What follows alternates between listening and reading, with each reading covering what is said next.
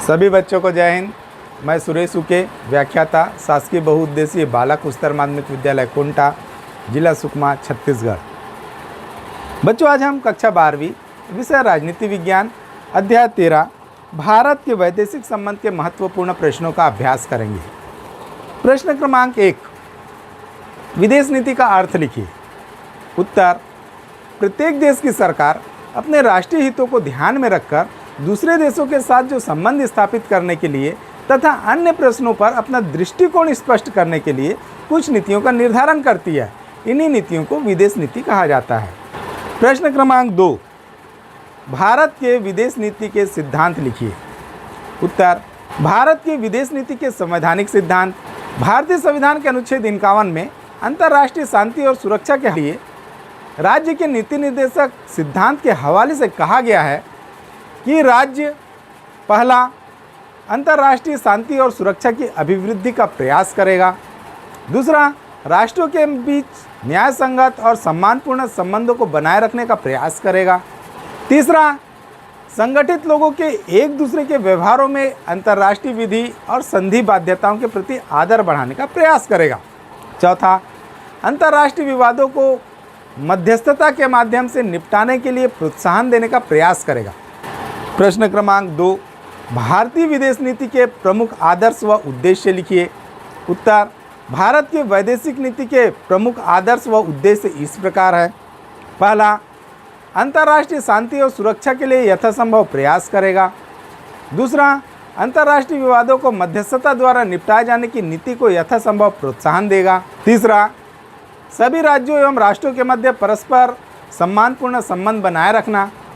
चौथा, अंतर्राष्ट्रीय कानून और विभिन्न राष्ट्रों के पारस्परिक संबंधों में संधियों के पालन के प्रति आस्था बनाए रखना। पांचवा, सैनिक गुटबंदियों और सैनिक समझौतों से स्वयं को पृथक रखना तथा इस प्रकार की गुटबंदियों को निरुत्साहित करना।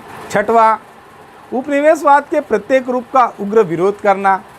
सातवां, प्रत्येक प्रकार की साम्राज्यवादी भावना को निरुत्साहित करना। आठवां, उपनिवेशवाद, जातिवाद और साम्राज्यवाद से पीड़ित देशों की जनता की सहायता करना। प्रश्न क्रमांक 4, भारत की विदेश नीति के निर्धारक तत्व कौन कौन से हैं लिखिए। उत्तर, हर देश की विदेश नीति के कुछ नीति निर्धारक तत्व होते हैं जिनका उस देश की विदेश नीति में कुछ न कुछ प्रभाव दृष्टिगोचर होता है। भारत की विदेश नीति के निर्धारक तत्व इस प्रकार हैं। पहला, भौगोलिक तत्व। भारत के एक ओर हिमालय पर्वत व तीन ओर समुद्र है। भारत की सीमा पाकिस्तान, नेपाल, चीन, भूटान, म्यांमार, बांग्लादेश, श्रीलंका राष्ट्रों से लगती है। इसलिए इसके विशाल क्षेत्र के कारण इसने गुट निरपेक्षता की नीति का पालन किया। भौगोलिक दृष्टि के कारण पंचशील के सिद्धांत के आधार पर पड़ोसी देशों से भारत ने अच्छे संबंध बनाकर रखा है। दूसरा, ऐतिहासिक परंपराएं। भारत में अहिंसा, शांति व परस्पर सद्भाव की भावना इतिहास की देन है। अंतर्राष्ट्रीय विवादों का शांतिपूर्ण समाधान, निःशस्त्रीकरण, साम्राज्यवाद व उपनिवेशवाद का विरोध, रंगभेद का विरोध, भारतीय विदेश नीति के लक्ष्य अहिंसा, शांति व मानवतावाद पर ही आधारित है। तीसरा, सैनिक तत्व।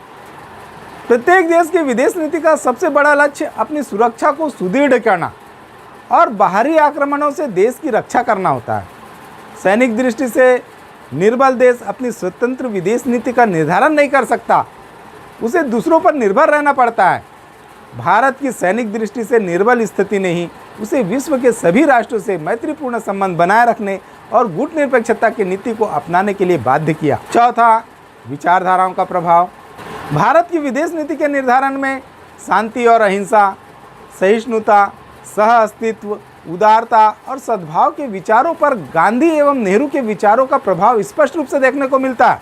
पांचवा, आर्थिक तत्व। जब भारत स्वतंत्र हुआ था तो उसकी आर्थिक दशा अत्यंत शोचनीय थी। पूंजीवादी देशों व साम्यवादी देशों से आर्थिक सहायता के लिए भारत ने गुट निरपेक्षता की नीति अपनाई। अमेरिका व रूस के गुटो राजनीति से अलग रहने के कारण भारत को दोनों ही देशों से आर्थिक एवं तकनीकी सहायता मिलती रही। छठवां, तकनीकी तत्व। विश्व के तकनीकी दृष्टिकोण से विकसित राष्ट्रों से प्रौद्योगिकी आयात करना भारत के लिए अनिवार्य है। भारतीय विदेश नीति निर्माताओं को यह ध्यान में रखना होता है कि ऐसे राष्ट्रों के साथ घनिष्ठ संबंध स्थापित किए जाने हैं जिनसे भारत को प्रौद्योगिकी आयात करनी है। 7वां, अंतर्राष्ट्रीय तत्व। भारतीय विदेश नीति के निर्धारण में अंतर्राष्ट्रीय तत्वों की महत्वपूर्ण भूमिका रही है। जब भारत स्वतंत्र हुआ तो विश्व 2 गुटों में विभाजित था, सोवियत गुट और अमेरिकी गुट में शीत युद्ध चल रहा था। अतः पंडित जवाहरलाल नेहरू ने दोनों ही गुटों से पृथक रहना भारत के हित में समझा। इसलिए भारत ने गुट निरपेक्षता या असंलग्नता और तटस्थता की नीति का अनुसरण किया। अंतर्राष्ट्रीय विवादों के सैनिक समाधान की प्रवृत्ति का विरोध भी अंतर्राष्ट्रीय परिस्थितियों की देन है। 8वां, पंडित जवाहरलाल नेहरू का व्यक्तित्व। पंडित जवाहरलाल नेहरू भारत के प्रथम प्रधानमंत्री व विदेश मंत्री दोनों थे। उनके व्यक्तित्व का प्रभाव भारत की विदेश नीति के हर पहलू पर झलकता है। पंडित नेहरू उपनिवेशवाद, साम्राज्यवाद और फासिस्टवाद के विरोधी थे। वे सभी अंतर्राष्ट्रीय विवादों को शांतिपूर्ण उपायों से सुलझाने के प्रबल समर्थक थे। पंडित नेहरू महाशक्तियों के संघर्ष में भारत के लिए गुट निरपेक्षता की नीति को सर्वोत्तम मानते थे। अपने इन्हीं विचारों के अनुरूप उन्होंने भारत की विदेश नीति को ढाला और आज इसका जो कुछ भी रूप है वो पंडित नेहरू के विचारों का ही मूर्त रूप है। अतः भारत की विदेश नीति का पंडित नेहरू को शिल्पकार कहा जाता है। 9वां, राष्ट्रीय चरित्र।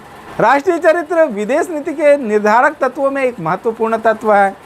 जब तक राष्ट्र के निवासियों को राष्ट्र से भावात्मक लगाव नहीं होगा तब तक राष्ट्र के निवासी राष्ट्र के प्रति पूर्ण निष्ठा का प्रदर्शन नहीं कर सकेगा। विदेश नीति का सर्वप्रमुख लक्ष्य है 10वां, राष्ट्रीय हित। किसी भी देश की विदेश नीति का प्रमुख आधार उसका राष्ट्रीय हित है। भारत के राष्ट्रीय हित जिन्होंने भारत की विदेश नीति को प्रभावित किया है वो इस प्रकार है। पहला, आर्थिक पुनर्निर्माण हेतु पंचवर्षीय योजनाओं के लिए विदेशों से आर्थिक सहायता प्राप्त करना। दूसरा, देश की सुरक्षा को बनाए रखना। तीसरा, विश्व शांति के स्थापना का प्रयास करना जिससे आर्थिक पुनर्निर्माण में अवरोध पैदा न हो। चौथा, सीमावर्ती देशों के साथ मित्रता रखना। 5वां, अंतर्राष्ट्रीय जगत में भारत की प्रतिष्ठा को बनाए रखना। अतः पंडित जवाहरलाल नेहरू का यह कहना उचित ही था कि भारत की विदेश नीति भारतीय परिस्थितियों की देन है। इसकी आधारशिला राष्ट्रीय हित है। प्रश्न क्रमांक 5, भारत की विदेश नीति के मूल सिद्धांत, लक्षण या विशेषताएं लिखिए। उत्तर, भारत की विदेश नीति का आरंभ सितंबर सन 1946 में अंतरिम सरकार के गठन के पश्चात हुआ। भारत की विदेश नीति के सिद्धांत या विशेषताएं आज भी यथावत है। भारत की विदेश नीति के मूल सिद्धांत या विशेषताएं इस प्रकार है। पहला, साम्राज्यवाद तथा उपनिवेशवाद का विरोध। दूसरा, विश्व शांति में विश्वास। तीसरा, संयुक्त राष्ट्र के कार्यक्रमों का समर्थन। चौथा, रंग भेद का विरोध। 5वां, बिना शर्त विदेशी सहायता की प्राप्ति। 6वां, गुट निरपेक्षता की नीति। 7वां, राष्ट्रीय हितों की सुरक्षा एवं संवर्धन। 8वां, शांतिपूर्ण सहअस्तित्व का समर्थन। 9वां, शस्त्रीकरण का विरोध तथा निशस्त्रीकरण का समर्थन। प्रश्न क्रमांक 6, पंचशील के सिद्धांतों का वर्णन कीजिए। उत्तर, भारत पंचशील के सिद्धांतों में हृदय से आस्था रखता है। पंचशील के सिद्धांत की घोषणा 29 अप्रैल सन 1954 को भारत के प्रधानमंत्री पंडित जवाहरलाल नेहरू और चीन के प्रधानमंत्री चाउ यान लाई के बीच हुआ। पंचशील के सिद्धांत के 5 सिद्धांत इस प्रकार हैं। पहला, प्रभुसत्ता तथा क्षेत्रीय अखंडता, अर्थात एक दूसरे की प्रभुसत्ता तथा क्षेत्रीय अखंडता के प्रति पारस्परिक सम्मान की भावना बनाए रखना। दूसरा, अनाक्रमण, अर्थात एक दूसरे के क्षेत्र पर आक्रमण न करना। तीसरा, अहस्तक्षेप, अर्थात एक दूसरे के आंतरिक मामलों में हस्तक्षेप न करना। चौथा, समानता और पारस्परिक लाभ, अर्थात समानता और पारस्परिक लाभ के सिद्धांतों के आधार पर मैत्रीपूर्ण संबंधों की स्थापना। 5वां, शांतिपूर्ण सहअस्तित्व, अर्थात विश्व के सभी देश स्वतंत्रता पूर्वक अपनी आंतरिक और विदेशी नीति को बनाए रखने का अधिकार रखते हैं और सभी को अपने आदर्शों के अनुसार जीवन व्यतीत करने का अधिकार है।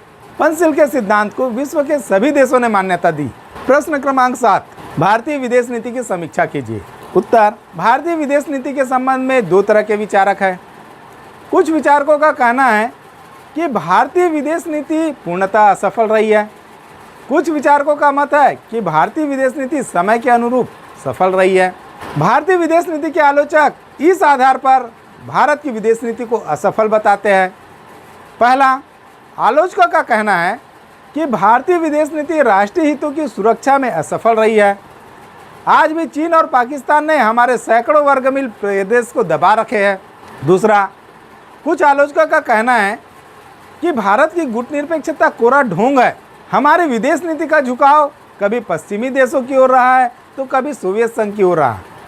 तीसरा, आलोचकों का यह भी कहना है कि भारतीय विदेश नीति अपने मित्र व शत्रु को परखने में असफल रहा है। उदाहरण के लिए, इजराइल ने हर स्तर पर हमारा समर्थन किया, फिर भी पश्चिम एशिया में हमारी विदेश नीति लंबे समय तक इजराइल विरोधी रही है। भारत ने साम्यवादी चीन को सन 1949 में मान्यता दी तथा हिंदी चीनी भाई भाई का नारा बुलंद किया। चीन का अंतर्राष्ट्रीय पहचान बनाई, लेकिन चीन ने सन 1962 में भारत पर आक्रमण किया। चौथा, भारतीय विदेश नीति के आलोचक यह तर्क देते हैं कि हमारे पास विश्व की सूचना का माध्यम अंग्रेजी है, अतः विश्व में घटित घटनाओं के लिए हम लंदन व न्यूयॉर्क के समाचार पत्रों पर निर्भर करते हैं। इसका परिणाम यह होता है कि विश्व के 3/4 देशों के बारे में हमारे पास जो सूचनाएं आती है वे इंग्लैंड और अमेरिका के चश्मे से छन कर आती है। पांचवा, आलोचकों का यह भी कहना है कि भारत की विदेश नीति हितों की रक्षा करने में असफल रही है। सातवां, व्यापक परमाणु प्रतिबंध संधि CTBT तथा सुरक्षा परिषद की अस्थायी व स्थायी सीट के लिए उम्मीदवार जैसे मुद्दों पर हमारी असफलता हमारी विदेश नीति की ही असफलता है। प्रश्न क्रमांक 8, गुटनिरपेक्षता का अर्थ लिखिए। उत्तर, गुटनिरपेक्षता का अभिप्राय किसी भी महाशक्ति के प्रभाव या नियंत्रण में न रहकर अंतर्राष्ट्रीय प्रश्नों का निर्णय गुण दोषों के आधार पर करना गुटनिरपेक्षता कहलाता है। प्रश्न क्रमांक 9, गुटनिरपेक्षता कायरता नहीं है, इसे स्पष्ट कीजिए। उत्तर, गुटनिरपेक्षता का अर्थ कायरता नहीं है, अपितु यह एक प्रकार से स्वतंत्र तथा निष्पक्ष नीति है जो भारत के अद्वितीय साहस तथा शक्ति पर निर्भर है। इस अद्वितीय साहस का परिचय भारत ने अनेकों बार दिया है। जब 1956 ईस्वी में इजराइल, ब्रिटेन तथा फ्रांस ने मिलकर मिस्र पर आक्रमण कर दिया था तो उस समय भारत ने इन देशों की तीव्र आलोचना की। हालांकि ग्रेट ब्रिटेन से भारत का अधिकतम व्यापार होता है और भारत राष्ट्रमंडल का सदस्य भी है। इसके बाद भी इजराइल ने जब जब अरब देशों पर आक्रमण किए तो भारत ने उसकी निंदा की। इसी तरह जब रूस ने हंगरी तथा चेकोस्लोवाकिया पर आक्रमण किया तो भारत ने रूस की तीव्र निंदा की। हालांकि रूस ने कश्मीर के प्रश्न पर सुरक्षा परिषद में निषेधाधिकार का प्रयोग करके भारत की कई बार सहायता की। इसी तरह भारत ने अमेरिका की कई बार कटु आलोचना की है, क्योंकि अमेरिका शस्त्र देता है जिसका प्रयोग सदैव भारत के विरुद्ध पाकिस्तान द्वारा किया जाता है। प्रश्न क्रमांक 10, भारत द्वारा गुटनिरपेक्षता या असंलग्नता की नीति को अपनाए जाने के कारण लिखिए। उत्तर, भारत द्वारा गुटनिरपेक्षता या असंलग्नता को अपनाए जाने के कारण इस प्रकार है। पहला, शीत युद्ध। द्वितीय विश्व युद्ध के पश्चात अमेरिका और सोवियत संघ जैसी महाशक्तियों में गंभीर मतभेद पैदा हो रहे थे। दोनों पक्षों में तनाव, वैमनस्यता और मतभेद की इतनी अधिक विषम परिस्थितियां उत्पन्न हो गई थी कि वे परस्पर एक दूसरे के विरुद्ध कटु बागबानों और आरोपों की वर्षा कर रहे थे। बारूद के गोलों व गोलियों से लड़े जाने वाले सैनिक संघर्ष के न होते हुए भी कागज के गोलों और अखबारों से लड़ा जाने वाला परस्पर विरोधी राजनीतिक प्रचार का संग्राम छिड़ गया। अंतर्राष्ट्रीय राजनीति में इसी संग्राम को शीत युद्ध की संज्ञा दी जाती है। शीत युद्ध के इस वातावरण में नव स्वतंत्र राष्ट्रों ने किसी भी पक्ष का समर्थन न करके पृथक रहने का निर्णय किया। शीत युद्ध से पृथक रहने की नीति आगे चलकर गुटनिरपेक्षता के नाम से जाना जाने लगा। दूसरा, विश्व शांति की स्थापना। जिस समय भारत स्वतंत्र हुआ उस समय संसार दो गुटों में बटा हुआ था। उस समय दूसरे विश्व युद्ध के पश्चात एंग्लो इंडियन ब्लॉक तथा रूसी ब्लॉक में बहुत अधिक तनाव था और उनमें शीत युद्ध अथवा आरोप प्रत्यारोप चल रहा था। भारत इस तनाव को बढ़ाना नहीं चाहता था, अपितु यह चाहता था कि दोनों गुटों में मित्रता का वातावरण बने रहे। भारत ऐसा किसी गुट में शामिल होकर नहीं कर सकता था। तीसरा, सैनिक गुटों से पृथक रहना। सन 1945 के पश्चात संसार में दो गुटों का उदय हो चुका था और 1945 से 50 की कालावधि में एशिया और अफ्रीका के अनेक राष्ट्र स्वतंत्र हुए थे। ये सभी शोषित और गरीब थे और संभलने के लिए इनको समय चाहते थे। किसी भी गुट में राजनीति में शामिल हो जाने से ये नव स्वतंत्र राष्ट्र ऐसे चक्रव्यूह में फंस जाते कि वे अपनी समस्याओं को सुलझाने के लिए उनको पूर्ण अवसर नहीं मिल पाता और ये सदैव के लिए दबकर रह जाते। चौथा, मनोवैज्ञानिक व्यवस्था। नवोदित राष्ट्रों के गुटनिरपेक्षता की नीति को अपनाने का दूसरा प्रमुख कारण भावात्मक और मनोवैज्ञानिक व्यवस्था थी। पांचवा, भौगोलिक स्थिति। पंडित जवाहरलाल नेहरू ने सत्य ही कहा था कि भारत की विदेश नीति संसार में उसकी भौगोलिक स्थिति के हिसाब से निर्धारित होती है। पंडित जवाहरलाल नेहरू के अनुसार भौगोलिक दृष्टि से तथा अन्य दृष्टिकोणों से भारत की अनोखी स्थिति है। भारत दक्षिण पूर्वी एशिया से संबंधित है या पश्चिम एशिया से संबंधित है, यह आप पर निर्भर करता है कि आप किस दृष्टिकोण से देखें, परंतु भारत इन सबके बीच में स्थित है। भारत एशिया के चित्र के बीच में स्थित है। सारे अंतर्राष्ट्रीय मार्ग या इन देशों से होकर जाने वाले मार्ग भारत से होकर गुजरते हैं। जब आप व्यापार और वाणिज्य की दृष्टि से सोचें या प्रतिरक्षा की दृष्टि से सोचें तो भारत दक्षिण पूर्वी और पश्चिम एशिया का केंद्र बन जाता है। भूगोल ने भारत को यह स्थिति प्रदान की है। इस कारण तथा अन्य तत्वों के कारण इतिहास यह सिद्ध करता है कि भारत ने अन्य देशों को प्रभावित किया है और अन्य देशों ने भारत को प्रभावित किया है। छठवां, स्वतंत्र विदेश नीति के संचालन की अभिलाषा। गुटनिरपेक्षता की विदेश नीति के एक फलस्वरूप आज ये किसी भी बड़ी शक्ति के उपग्रह मात्र की स्थिति में नहीं है और न दूसरों के संकेत पर नाचने के लिए बाध्य है। सातवां, आर्थिक तत्व।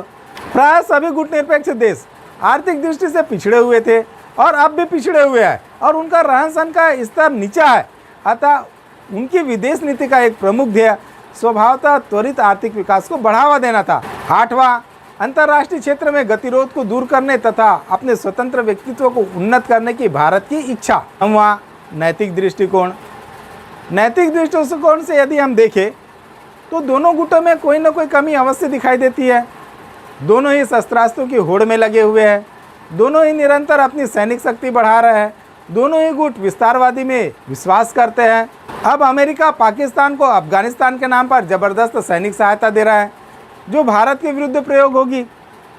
इसलिए हम किसी भी गुट को सत्य का ठेकेदार नहीं मान सकते और हमें नैतिक दृष्टि से प्रत्येक प्रश्न का निर्णय करना चाहिए। संक्षेप में हम यह कह सकते हैं कि भारत तथा अन्य देशों ने गुट निरपेक्षता की नीति को अपनाया, उसका प्रमुख कारण इसमें उनका राष्ट्रीय हित ही सिद्ध होता है। प्रश्न क्रमांक 11, विश्व राजनीति में गुट निरपेक्ष आंदोलन की उपलब्धियां, महत्व या योगदान को स्पष्ट कीजिए। उत्तर, अंतर्राष्ट्रीय जगत में गुट निरपेक्ष आंदोलन की अनेक उपलब्धियां रही है।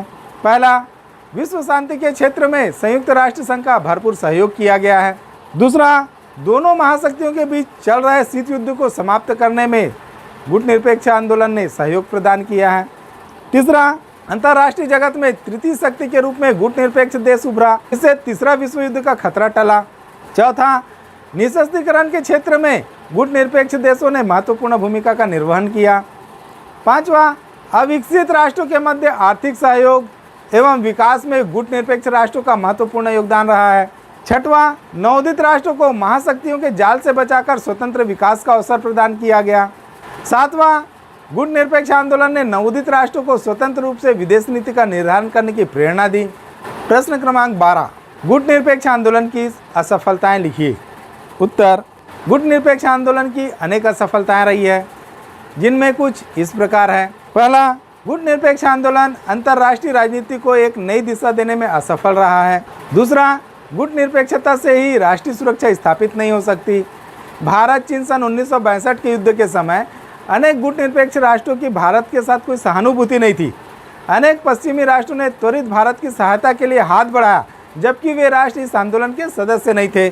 तीसरा, गुट निरपेक्ष आंदोलन को सुसंगठित रूप न दे पाना। चौथा, इस आंदोलन को अवसरवादी नीति आलोचकों ने कही।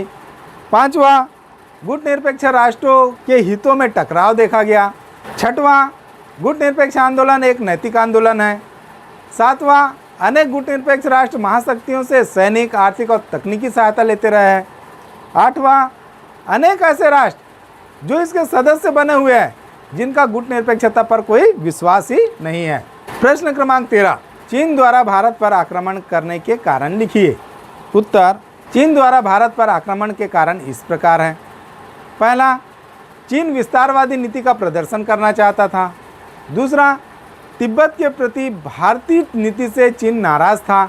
दलाई लामा को भारत में शरण देने के कारण चीन को भारत से रोष था। तीसरा, दक्षिण एशिया में चीन को सर्वोच्च शक्ति बनाने तथा भारत को नीचा दिखाने की इच्छा थी। प्रश्न क्रमांक 14, ताशकंद समझौता का उल्लेख कीजिए। उत्तर, ताशकंद समझौता भारत एवं पाकिस्तान के बीच 1965 के युद्ध को रुकवाने में सोवियत संघ ने महत्वपूर्ण भूमिका निभाई।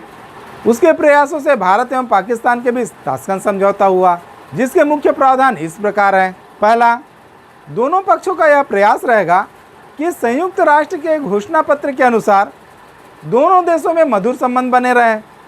दूसरा, दोनों पक्ष इस बात पर सहमत थे कि दोनों की सेनाएं 5 फरवरी 1966 से पहले उस स्थान पर पहुंच जाए जहां वे 5 अगस्त 1965 से पहले थी। तीसरा, दोनों देश एक दूसरे के आंतरिक विषयों में हस्तक्षेप नहीं करेंगे। चौथा, दोनों देश एक दूसरे के विरुद्ध प्रचार नहीं करेंगे। पांचवा, दोनों देश के उच्चायुक्त एक दूसरे के देश में वापस जाएंगे। प्रश्न क्रमांक 15, शिमला समझौता का उल्लेख कीजिए। उत्तर, 3 जुलाई 1972 को शिमला में पाकिस्तान के प्रधानमंत्री जुल्फिकार अली भुट्टो और भारत के प्रधानमंत्री श्रीमती इंदिरा गांधी के बीच एक समझौता हुआ जो शिमला समझौता के नाम से प्रसिद्ध है। इस समझौता में मुख्य बातें इस प्रकार है। पहला, दोनों राष्ट्र अपने पारस्परिक झगड़ों को द्विपक्षीय बातचीत और मान्य शांतिपूर्ण ढंग से हल करने के लिए दृढ़ संकल्प है। दूसरा, दोनों राष्ट्र एक दूसरे की राष्ट्रीय एकता, क्षेत्रीय अखंडता, राजनीतिक स्वतंत्रता और सार्वभौम समानता का सम्मान करेंगे। तीसरा, दोनों राष्ट्र एक दूसरे की क्षेत्रीय अखंडता और राजनीतिक स्वतंत्रता के विरुद्ध बल प्रयोग या धमकी का प्रयोग नहीं करेंगे। चौथा, दोनों देशों के द्वारा परस्पर विरोधी प्रचार नहीं किया जाएगा। पांचवा, समझौते में यह भी तय पाया गया कि दोनों देश परस्पर सामान्य संबंध स्थापित करने के लिए प्रयत्न करेंगे। संचार व्यवस्था, डाक व्यवस्था, जल, थल, हवाई यात्रा को पुनः चालू करने के लिए वार्ताएं की जाएगी। आर्थिक और व्यापारिक सहयोग के क्षेत्र में भी शीघ्र वार्ताएं की जाएगी। स्थायी शांति हेतु भी अनेक प्रयत्न किए गए। इसके लिए दोनों देशों की अपनी सेनाओं को अंतर्राष्ट्रीय सीमा पर वापस बुलाना था। प्रश्न क्रमांक 16, भारत सदैव निशस्त्रीकरण के पक्ष में रहने के बावजूद भारत द्वारा परमाणु नीति एवं परमाणु हथियार बनाने के पक्ष में क्या तर्क देता है, इसे स्पष्ट कीजिए। उत्तर, भारत सदैव निशस्त्रीकरण के पक्ष में रहने के बावजूद परमाणु नीति एवं परमाणु हथियार बनाने के पक्ष में इस प्रकार तर्क देता है। पहला, आत्मनिर्भर राष्ट्र बनना।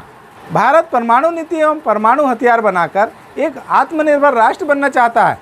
विश्व में जिन देशों के पास भी परमाणु हथियार है वे सभी आत्मनिर्भर राष्ट्र माने जाते हैं। दूसरा, न्यूनतम अवरोध की स्थिति प्राप्त करना। भारत परमाणु नीति एवं परमाणु हथियार बनाकर दूसरे देशों के आक्रमण से बचने के लिए न्यूनतम अवरोध की स्थिति प्राप्त करना चाहता है। भारत ने सदैव यह कहा है कि भारत कभी भी पहले परमाणु हथियार का प्रयोग नहीं करेगा। भारत के परमाणु हथियार होने से कोई भी देश भारत पर हमला करने से पहले सोचेगा। तीसरा, शक्तिशाली राष्ट्र बनना। भारत परमाणु नीति एवं परमाणु हथियार बनाकर विश्व में एक शक्तिशाली राष्ट्र बनना चाहता है। विश्व में जितने भी देश परमाणु संपन्न हैं वे सभी के सभी शक्तिशाली राष्ट्र माने जाते हैं।